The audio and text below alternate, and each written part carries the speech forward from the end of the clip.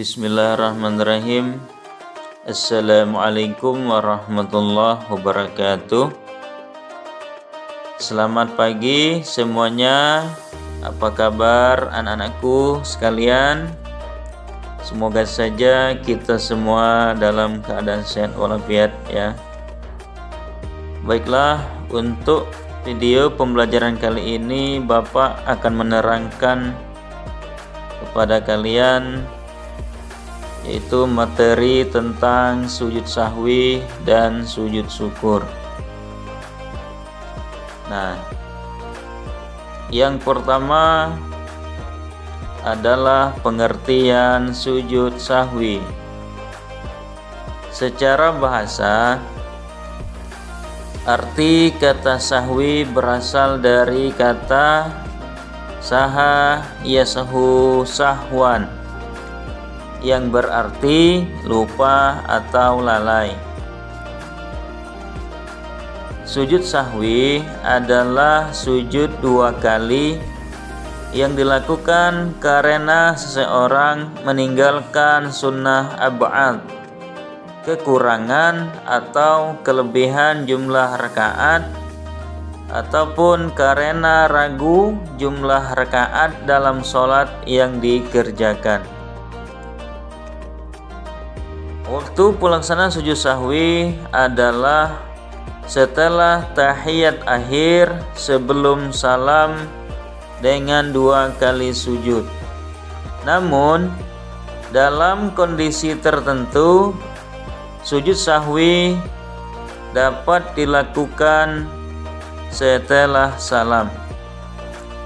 Adapun bacaan sujud sahwi yaitu Subhana man la yanamu wa la yasahu.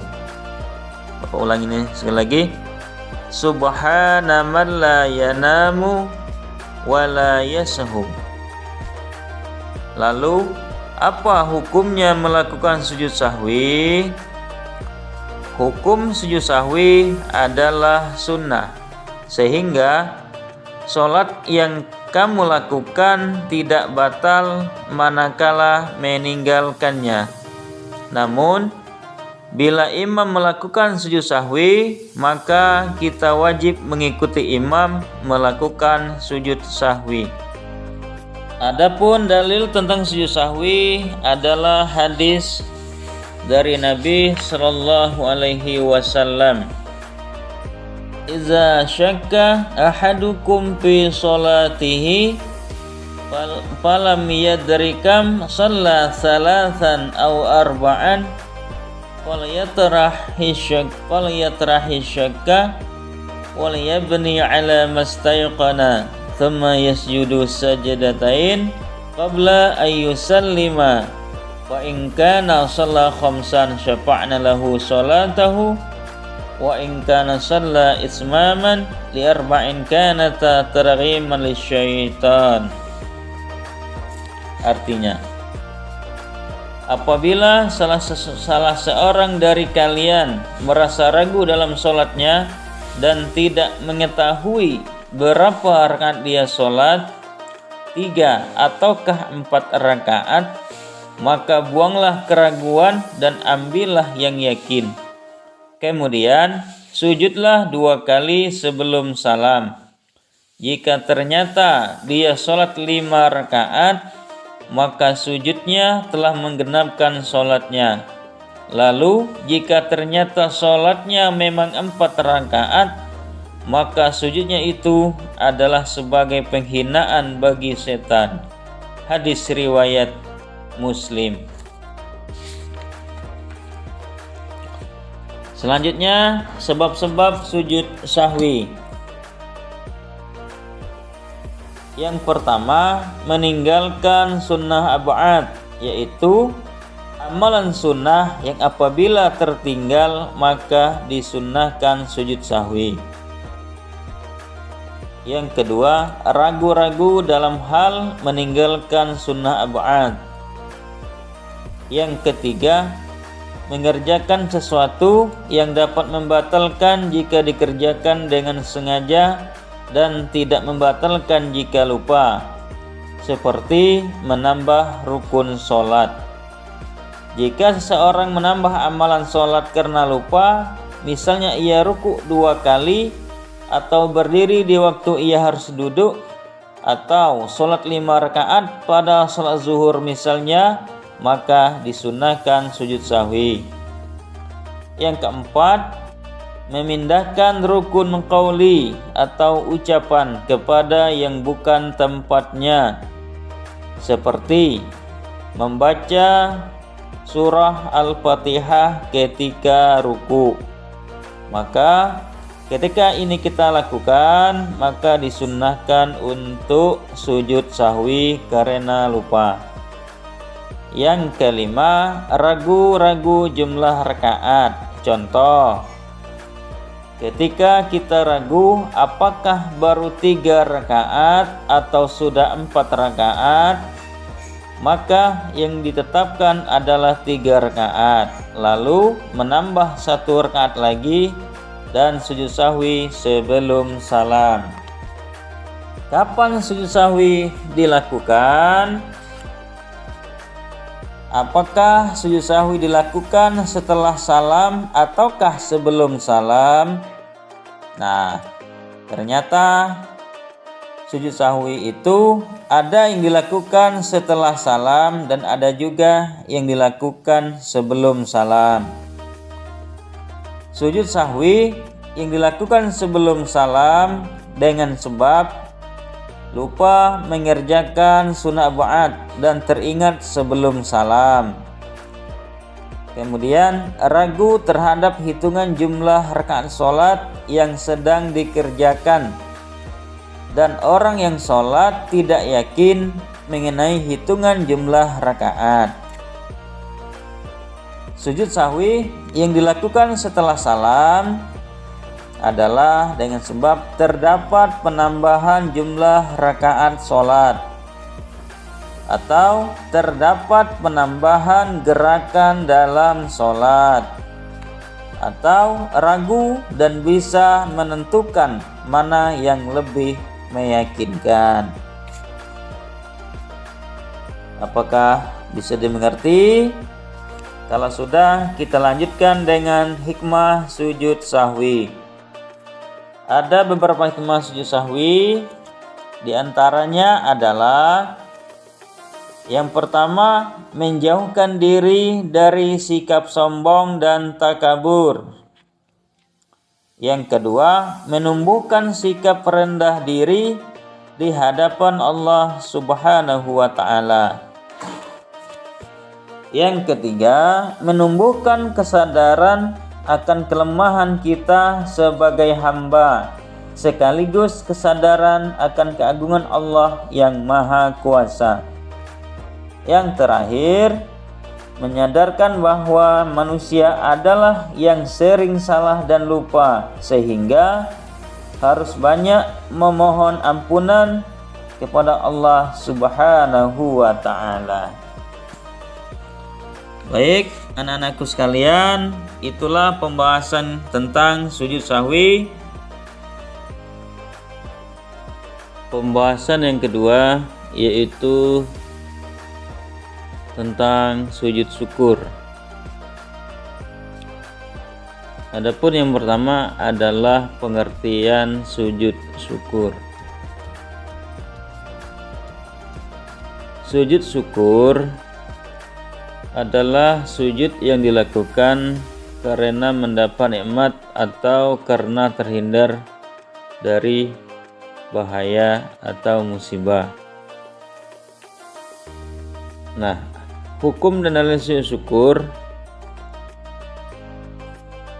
bersyukur kepada Allah Subhanahu wa ta'ala adalah wajib. Sementara itu, mengungkapkan rasa syukur kepada Allah dengan cara melakukan sujud syukur hukumnya adalah sunnah. Sebagaimana Rasulullah sallallahu alaihi wasallam bersabda, "An Abi Bakrata anna Nabiyya sallallahu alaihi wasallam kana idza atahu amrun yassuruhu aw busyira bihi kharra sajidan syukran lillahi ta'ala. Dari Abu Bakrah, sesungguhnya Rasulullah sallallahu alaihi wasallam apabila mendapat suatu yang menyenangkan atau diberi kabar gembira, segera tunduk sujud sebagai tanda syukur kepada Allah Subhanahu wa ta'ala. Hadis riwayat Abu Daud, Ibnu Majah, dan At-Tirmidzi. Adapun sebab-sebab sujud syukur adalah sebagai berikut. Yang pertama, karena mendapat nikmat dan karunia dari Allah Subhanahu wa ta'ala, seperti menjadi juara kelas atau memenangi sebuah perlombaan atau turnamen. Adapun yang kedua, mendapatkan kabar gembira atau berita yang menyenangkan, seperti mendapat kabar kalau kakak kita sudah mau diwisuda, sementara kakak kita berada di luar kota. Yang ketiga, terhindar atau selamat dari bahaya atau musibah yang akan menimpanya, seperti terhindar atau selamat dari terkaman binatang buas seperti harimau.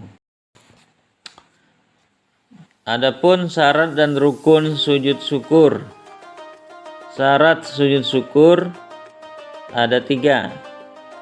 Yang pertama, suci dari hadas dan najis, baik badan, pakaian maupun tempat.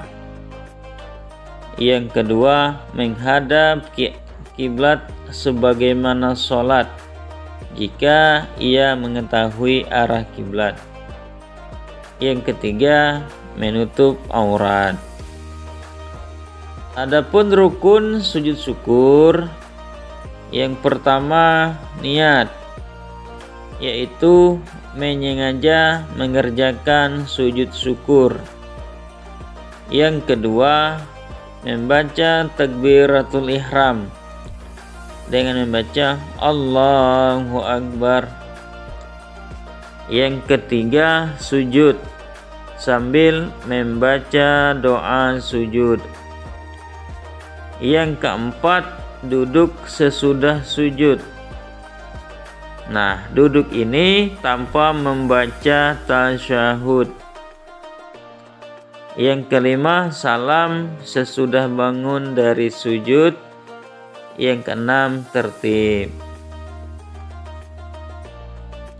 Adapun bacaan sujud syukur ada beberapa macam. Salah satunya adalah sebagai berikut. Bismillahirrahmanirrahim. Sajada wajhiya lillazi khalaqahu wa syaqqa sam'ahu wa basarahu bihaulihi wa quwwatihi fatabarakallahu ahsanul khaliqin. Nah, selanjutnya adalah hikmah melakukan sujud syukur.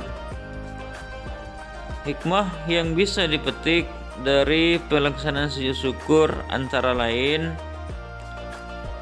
yang pertama, mengingatkan dan mendekatkan diri kepada Zat yang memberi nikmat dan keselamatan, itu Allah Subhanahu wa ta'ala. Yang kedua, menghindarkan diri dari sifat sombong, karena apa yang kita peroleh semuanya berasal dari Allah Subhanahu wa ta'ala. Yang ketiga, Allah Subhanahu wa ta'ala akan menambah nikmat untuk kita, karena orang yang bersyukur akan ditambahkan nikmat kepadanya. sebagaimana dalam Al-Quran surah Ibrahim ayat 7. Yang keempat, sebagai bentuk ungkapan kepasrahan hamba kepada Tuhannya. Yang kelima, mendapatkan pahala dan di akhirat akan disediakan tempat yang istimewa bagi mereka yang pandai bersyukur.